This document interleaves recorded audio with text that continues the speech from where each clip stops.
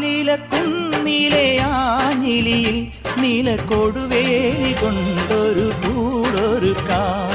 മാനത്തെ മാരിവിൽ ചില്ലയൊന്നിൽ തമ്മിൽ പുണർന്നാടുവാൻ ഞാനൊരു എലിടാം. തിളതിളങ്ങുന്നൊരില നിലാവിന്റെ കസവും ചൂടിക്കാം. പുഴയിൽ വീഴുന്ന പുലരിമഞ്ഞിന്റെ കുളിരും നേദിക്കാം. മനസ്സിലെ മരതകമണികളിൽ ഉണരുമൊരരിയ മധുരമണിയാ.